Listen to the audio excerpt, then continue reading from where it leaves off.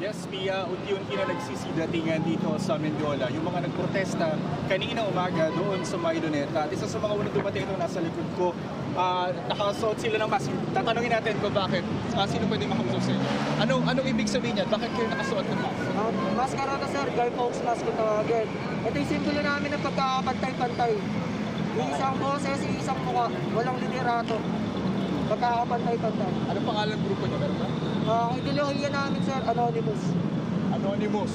Oo. Ang pinaglalaban ninyo ay Ngayon sir, kaya kami nandito sa Luneta. Kasi dismayado kami sa gobyerno. Gusto namin ng hustisya sa nangyayari sa ating lipunan. Sa nangyayari pagiging garapal ng mga politiko, ng mga kontratista. Kailangan may managot, hindi pwedeng kalimutan lang. Hindi pwedeng kalimutan lang. alright. Maraming salamat sa inyo. Sila pa lang yung nakikita natin dito. Mga ilan pa lang sila. Pero across the street, meron na tayong yung mga nakikita mga nakakulay itim din. At hindi natin kung ano oras sila makakapunta rito. Ito po yung sitwasyon ng seguridad dito. Kung makikita nyo, ito, may concrete barrier.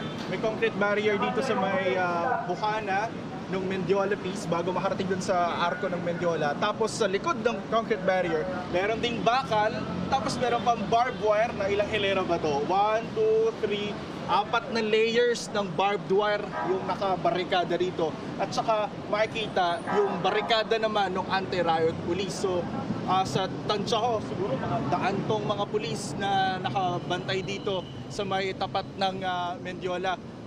Sa ngayon ay Pia, maaraw pa pero kanina medyo umambon pero nawala rin naman. Tapos yung daloy ng trapiko, ipapakita ko lang sa'yo. Maluwag pa naman sa mga oras na ito.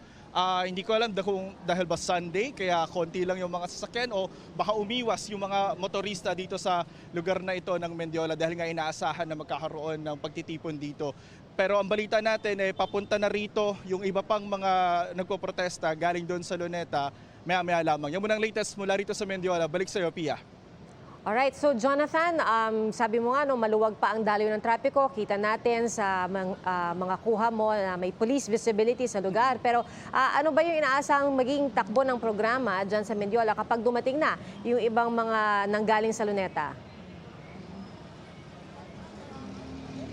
Actually, wala pa tayong idea kung ano yung magiging takbo ng programa nila rito mamaya. Wala rin man tayo nakikita ritong entablado or stage na nakaset up. So hindi natin alam kung paano yung magiging daloy ng programa ng mga darating na mga protesta mamaya Pia. Alright, pero isa rin siguro, no, Jonathan, sa mga dapat bantayan. Siyempre, kapag dumami kasi yung mga tao, minsan hindi maiwasan, nangangailangan ng paon ng, or parang first aid, ano? So, meron din ba dyan mga nakaantabay na mga medic? Kasi kita natin yung mga police, pero meron din bang mga nakaantabay ng mga medic dyan?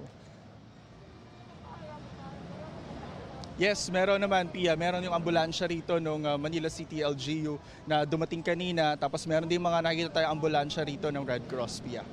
Alright, so Jonathan, babalikan ka namin mamaya para makibalita ulit sa sitwasyon at mabutit nakikiisa sa ngayon ang panahon at kayo ay nananatiling nasa ilalim pa ng araw, Jonathan. Maraming salamat sa iyo, Jonathan Andal.